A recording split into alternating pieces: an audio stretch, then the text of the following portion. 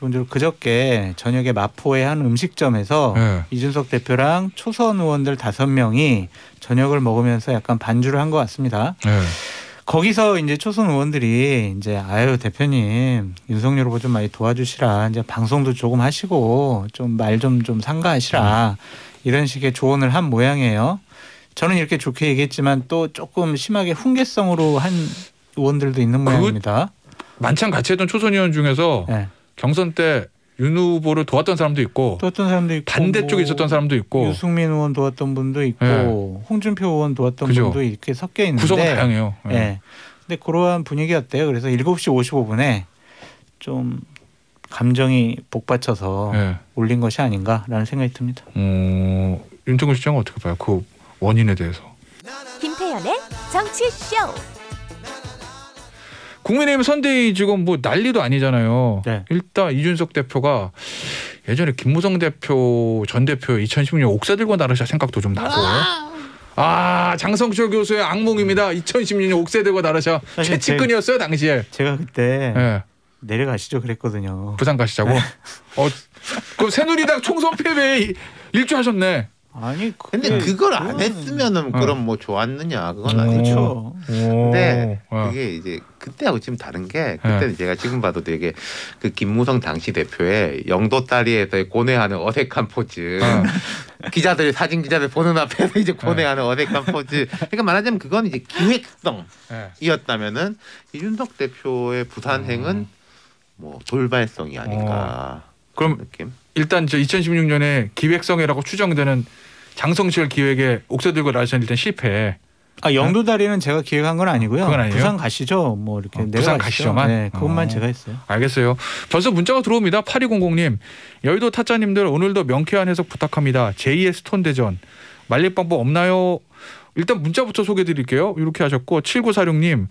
국민의힘은 이준석이 당대표가 되면서 좀 바뀌는가 싶더니 윤석열이 다시 제자리로 돌려놓고 있네요. 이현수님.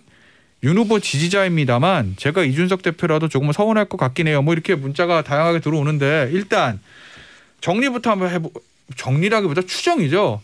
장 교수 취재하신 거 좀 있을 거 아니에요. 그러니까 이 대표가 왜 지금 전화기 꺼놓고 잠적한 거라고 보세요? 그러니까 여러 가지가 계속 많이 쌓인 것 같고요. 결정적인 거는 기본적으로 그저께 저녁에 마포의 한 음식점에서 이준석 대표랑 초선 의원들 5명이 저녁을 먹으면서 약간 반주를 한 것 같습니다.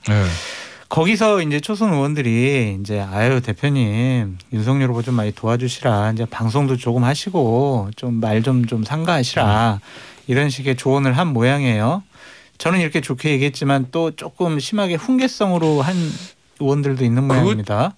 만찬 같이 했던 초선 의원 중에서 경선 때 윤 후보를 도왔던 사람도 있고 반대쪽에 있었던 사람도 있고 유승민 의원 도왔던 분도 있고 홍준표 의원 도왔던 분도 이렇게 섞여 있는데 구성은 다양해요. 근데 그러한 분위기였대요. 그래서 7시 55분에 좀 감정이 복받쳐서 올린 것이 아닌가라는 생각이 듭니다. 윤석열 시장은 어떻게 봐요? 그 원인에 대해서.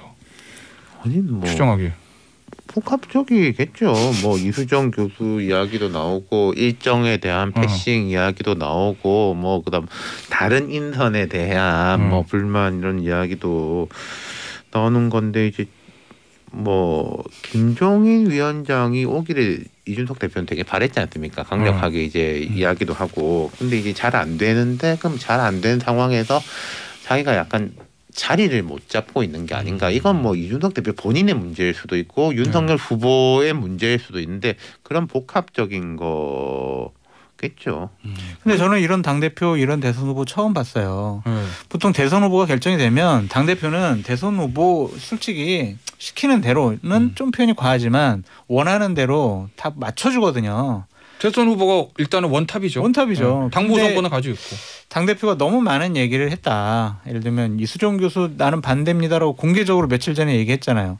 그런 얘기는 솔직히 할 필요가 없거든요. 내부적으로 얘기를 하고 조율하고 반대 의사를 그냥 후보한테 전하면 되는데 그걸 공개적으로 한 것 자체가 후보로서도 상당히 부담스러워했을 것 같다. 그럼에도 불구하고 대선 후보잖아요. 그러면 당대표도 감싸지 못하는 포용하지 못하는 대선 후보가 어떻게 국민 통합을 얘기할 수 있겠습니까? 그래서 통 크게 포용력 있게 품으셔라라고 말씀드리고 싶습니다. 그러면 이 사태의 원인을 어느 쪽에 더 책임이 있다고 보세요? 숫자로 나누기 애매한데. 결국에는 후보께서 품으셔야 된다라고 말씀드리고 싶어요. 결국은 맞아요. 저도 이게 무슨 양쪽의 잘잘못을 A4지로 쓰면은 여러 페이지 쓸 수 있을 거예요. 각자 입장이 이준석 있으니까. 잘못한 거, 뭐 윤석열 잘못한 거 쓸 수 있는데 지금 그게 중요한 문제는 아닌 것 같다. 뭐 점수 매겨가지고 누구한테 그걸 평가받을 겁니까? 이 평가라는 것은 결국 대선이잖아요. 네. 대선에서 국민의 평가잖아요. 그 부분만 보고 간다면은 후보가 어쨌든지 간에 이 문제를 풀어야죠. 그러니까 따지고 보면 이준석 대표 없이 이준석 대표를 쫓아내고 그렇게 무시하고 어떻게 대선을 치르겠어요. 당대표인데. 그리고 이준석 대표만한 스피커가 없잖아요. 그런 것들을 잘 활용하고 이용을 해야지 자꾸 갈등, 이견 이런 모습으로 비춰지는 것은 결국에는 윤 후보한테 안 좋아요. 결국엔. 그러니까 그렇죠. 지금 뭐 양당 다 마찬가지인데 뭐 국민의힘 같은 당원 게시판에서 뭐 쫓아내라, 탄핵하자, 뭐 차라리 잘 됐다. 이런데 휘둘리면 안 돼요. 그건 이제 이준석 대표의 불만을 당원들은 그렇게 표시하는 거고 그 불만과 그 이명과 이런 걸 다 복합적으로 봐야죠. 장성재 소장님 말씀하셨지만은 자 그럼 이준석이 없을 때 이준석 대체제가 있느냐? 김종인이 없을 때 김종인 대체제가 있느냐? 뭐 이게 현실적 문제 아니겠습니까? 그 사람이 내가 좋고 나쁘고가 아닌 거죠. 국민의힘 입장에서도 많은 지지자들이 윤석열 후보가 이 정권의 검찰총장이었고 뭐 우리 보수 뭐 사람들에 대해서 뭐 이게 있지만은 윤석열만한 대체제가 있느냐 정권 심판에 대해서 거기에서 선택을 한 거잖아요. 윤석열 후보도 그 관점에서 봐야 되는 거죠. 이준석을 대신할 사람이 있느냐 없느냐를 보면. 네. 답이 없기 때문에 안고 가는 게 맞다. 내가 청년위원장 뭐 하겠다? 아니 뭐 이준석 대신에 홍준표 데리고 오겠다? 그것도 어려운 거 아니에요? 그건? 네. 근데 이런 앞서 당원 게시판 얘기하셨는데 이준석 대표한테 그런 비판은 가능한 거 아니에요? 아무리 불만이 있어도 이걸 지금 이 중요한 100일 남은 시점에 나 안 해. 그리고 잠적하는 게 맞냐? 그러니까 맞아요. 본부장도 아니고 당 대표가 한 언론사에서 이런 식으로 자기의 어떤 의사를 표출하는 게 맞냐라는 지적은 어떻게 보세요? 안 맞죠. 상당히 부적절합니다. 잘못됐습니다. 그래서 어떤 언론사에서 보면 중2병 걸린 거 아니냐 그런 식으로 보도를 했던데 상당히 부적절하다. 그러니까 자꾸 이준석 대표가 경험이 없어서 그런 거 아니야? 어려서 그런 거 아니야? 이런 비판이 나오잖아요. 대표면 대표답게 행동을 해야 한다라고 그러니까 말씀드립니다. 이건요. 윤석열 후보가 3월 달에 대선 후보로서 총괄 평가를 받는 것이고 이준석 대표의 이런 행보는 이준석 그대로 또 평가와 책임을 받을 거예요. 뭐 앞으로 이제 국민의힘에서 정치를 계속 한다면은. 예. 그러니까 이러한 일이 벌어지면은 좋아할 분은 딱 한 분이에요. 이재명 후보만 좋아합니다. 그러니까 윤석열 후보나 이준석 대표나 서로 통화하세요. 자꾸 언론에서 보면은 뭐 윤석열 후보, 이준석 대표가 부산 내려갔는데 청주 가서 삼겹살 파티하고 있어? 무시하는 거 아니야?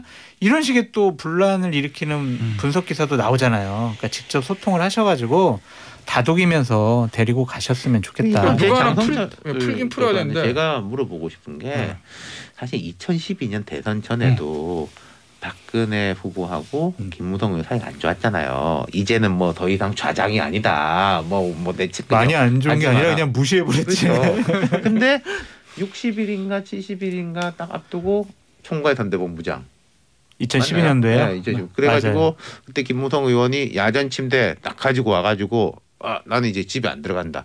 물론 김무성이라는 분이 뭐 되게 전략이 뛰어나고 이런 분은 아니지만은 상황에 대한 장악.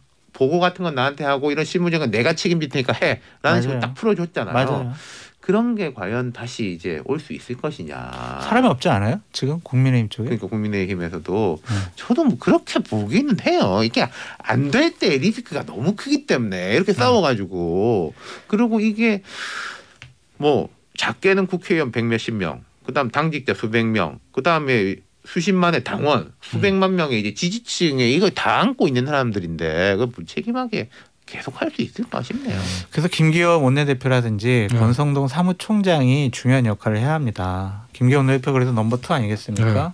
정말 양쪽에 잘 조율을 하셔야 되고 권성동 사무총장은 그래도 뭐 윤석열 후보가 임명을 했지만 그래도 당대표가 임명한 거잖아요. 공식적으로는. 그래서 좀 애초에 양측 사이 관계도 나쁘지 않잖아요. 안 이준석 나쁩니다. 권성동 뭐 그렇죠. 사람은. 권성동 의원님 상당히 괜찮아요. 네. 능력도 있고 여러 여러 가지 배려심도 많기 때문에 두 분이 잘 풀으셔야 될 것 같아요. 그러면 저기 장성철 교수랑 윤태군 시장 얘기는 후보 쪽에서 일단 먼저 손을 내밀어야 된다. 승자의 의무입니다. 이 승자의 대표가 의무. 돌아올 수 있는 저 퇴로를 열어줘야 된다. 그럼요. 이렇게 보세요, 윤 실장도. 그 누구 뭐 하나는 먼저 움직여야 그게 될 뭐 거 아니에요. 맞다 안 맞다를 떠나가지고 최종적으로 그렇게밖에 할 수가 없다는 거죠. 최종적으로. 지금은 어쨌든 대선 후보가 네. 모든 것을 결정하고 판단하고 네. 모든 책임까지 다 지는 상황입니다. 그렇기 때문에 같은 급으로 생각하지 마시고요. 그냥 이렇게 품으세요. 내가 윗사람이니까 아랫사람 그냥 품어준다. 이런 통큰 심정으로. 정치하시라라는 말로 윤 실장 얘기는 이준석을 대체할 사람이 없다면 품고 가는 게 맞다. 네. 그러면 이 대표 입장에서도 윤 후보가 그렇게 손 내밀면 못 이기는 척하고 돌아와서 해야 된다는 거죠. 그럼요, 당연하죠. 거기서 그게 더- 당 대표의 의무입니다. 거기서 더 버틴기면 이제 파탄 나는 거죠. 부산에 가서 이제 그만 올라오세요. 예. 문자만 소개해드리고 다음 주제 넘어갈게요. 0421님 이준석 대표 자기 정치하는 것입니다. 7021님 어디서 못된 것만 배워가지고 반 이준석 두 분입니다. 자, 친이준석 두 분. 이종백님 어리다고 젊다고 마구 무시하고 배려가 없으니 나 같아도 그러겠네. 강창호님 지지율 한 자릿수였던 국민의힘이 어떤 계기로 다시 지지율을 회복할 수 있었는지 윤 후보 및 관계자들은 깊이 생각해볼 필요가 있다고 생각합니다. 이 얘기도 맞는 것 같고 저 얘기도 맞는 것 같고 황희정성이 된 것 같아요. 근데 결론적으로 네. 말씀드리면 진영끼리 싸우면 내부에 분열이 나오면 네. 선거 못 이겨요. 예전에 계속 친이 친박 싸워가지고 새누리당 망하지 않았습니까? 그렇죠. 지금 이 상태대로 가면 안 돼요. 그러니까 빨리 이견은 조기에 수습해야 한다라고 말씀드립니다. 근데 하나만 더 짚고는 이거 만약에 수습하면 네. 국민의힘 선대위에 대해서 여러 가지 얘기들이 많았잖아요. 뭐가 문제다, 뭐가 문제다. 그게 일거에 해결돼요? 하나도 해결 안 되죠. 일단 미봉. 네. 그럼 근본적인 해결책은 뭐예요? 그건 이제 또 후보랑 대표께서 현명하게 논의하셔서 결정 내셔야지 되겠죠. 윤 실장 봤을 때는 국민의힘 선대위가 지금 어쨌든 공식 출범 12월 6일이라는 거잖아요. 맞아요. 근데 네. 해요? 네. 근데 지금 보면 이 국민의힘이 선대위가 좀 애매한 상황이잖아요. 무슨 말씀이냐면은 상임 선대위원장이 있고 그 밑에 이제 총괄본부장 5명인가? 6명. 6명인가 하고 공보단장 공보실밖에 없어요. 무슨 말씀이냐면은 그 이름을 다른 이름으로 쓸 수도 있는데 흔히 말하는 상황실장, 전략실장 이런 핵심 단위들이 없단 말이에요. 이게 그럼 김종인 위원장에 대한 배려 때문에 비워놓은 것 같기도 한데 그걸 계속 없이 갈 수도 없고 근데 그걸 또 후다다닥 채워버리면은 이른바 뭐 원래 캠프에 있던 사람들로 채워버리면은 문 닫았다 뭐 이런 그렇게 되는 거죠. 오늘이나 내일 일단 2차로 그런 분들 발표한다고 하더라고요. 알겠습니다. 국민의힘 여기서 마무리하고요. 민주당 볼게요. 국민의힘에 비하면 민주당은 지금 상황은 좋은 것 같습니다. 어쨌든 선대위는 재편했고. 근데 민주당의 제일 큰 국민의힘 현재 차이점은 위기의식이 강하다. 민주당이요? 국민의힘 민주당이에요. 차이점. 그리고 특히 후보가 그걸 느끼고 있다. 그러니까 지금 이재명 후보의 뭐 이런저런 행보에 대해서 평가들은 있지만은 저 사람이 되게 그 위기의식이 강하구나. 뭐 무슨 수라도 한번 써봐야 되겠다라는 생각 강하구나라는 건 우리 눈에 보이죠. 그냥 그대로. 지지율이 낮아서 그런데 국민의힘 같은 경우에 특히 윤석열 후보 쪽 같은 경우엔 그래도 우리가 이기겠지라는 생각을 갖고 있어요. 경선 때부터 그런 생각 갖고 이겨왔으니까 그 양측의 차이는 하여튼 지지율에 대한 상대방이 서로 생각하는 판단 기준이 다른 것 같아요. 장성철 교수는 말씀하신 뉘앙스가 민주당처럼 그렇게 판단해야 된다라고 생각하시는 거예요. 절실하지 않으면 선거 못 이깁니다. 위기의식을 가지고 절실해야 된다. 많이 하면 선거 못 그러니까 이 이깁니다. 지지율이라는 게요. 뭐 개별 여론조사만 보면은 널뛰기지만 쭉 흐름들이 있지 않습니까? 그렇죠. 윤석열 후보가 안 좋았다가 쭉 올라왔는데 지금 좀 내려가는 거예요. 만약에 여기 뒤집힌다면 아무리 열심히 해도 갑자기 또 이게 올라가지는 않을 거예요. 엄청 어려워요. 그런 부분을 생각해야 되는 거죠. 근데 윤 실장 이런 얘기 하셨다던데? 민주당 선대위가 방향성이 보이지 않는다. 그런 지적을 하셨다던데? 사전 인터뷰에서. 그러니까 뭐 예를 들어 가지고 문재인 대통령하고 차별화를 한다. 오케이인데 오른쪽으로 할 것이냐 왼쪽으로 할 것이냐. 근데 어제 그제 이렇게 요 며칠 보면은 자 보십시오. 그 전국민 국토보유세 철회. 기본소득 철회. 중도로 가고 있는 것 같아요. 근데 이재명 후보를 보면 항상 지금 또 보면은 이제 몸은 중도로 가는데 뭐 입이랄까 말을 세게 하는 거. 제가 이재명 후보한테 조금 이렇게 조언을 한다면은 말의 톤을 낮추면 훨씬 더 그게 사람들한테 다가오는 게 강할 건데 아직 그건 이제 못 하고 있는 것 같다. 그러니까 사람이 머리 따로 마음 따로 약간 그게 있는 것 같아요. 그래요? 정확한 지적이시네요. 지금 이재명 후보 선대위에서 영입 인재 1호 이제 공개했잖아요. 조동현 서경대 군사학과 교수. 이력이 굉장히 다양하고 어때요? 잘된 인선이라고 보이세요? 객관적으로? 저는 이런 표현 해볼게요. 포장지는 되게 화려하다. 근데 안에 내용물을 아직 확인을 못했다. 그래서 뭐가 들어있는지 모르겠다라고. 포장지가 화려하다 말씀은 30대 워킹맘에 뭐 육사 출신의 안보, 거기다 과학기술, 여성, 과학기술, 우주. 스펙도 좋아. 뭐 하버드인가? 뭐 거기서 뭐 공공행정 석사 뭐 고향도 부산이야. 애도 둘이야. 어느 신문에서 그렇게 썼더라고. 종합 선물 세트 같다. 민주당 입장에서. 자, 30대 워킹맘 아이 둘, 부산 출신, 육사, 하버드, 거기다가 과학기술 전문, 우주항공, 뭐 미래전략, 뭐 이런 거. 그러면 민주당은 필요한 거 다 있네요. 좋은 건 다 갖다 붙여 놓은 거죠. 민주당만 있으니까 만약에 국민의힘에 들어갔어도 얼씨구나 할 만한 인재인 거죠. 근데 이제 이런 분들은 항상 약간 이런 리스크가 뭔가 깜짝 발탁이랄 거란 말이에요. 지금 뭐 어느 의원이 이제 뭐 이렇게 뒤에서 이제 많이 이제 추천했다 이런 이야기 나오는데 검증의 문제. 그리고 실제로 이분을 그러면은 송영길, 조동현 두 사람이 투톱인데 실제 일을 할 수 있을 것이냐. 이미지죠. 일을 안 주면은 이거 뭐 또 포장지 아니야 이런 비판 들을 것이고.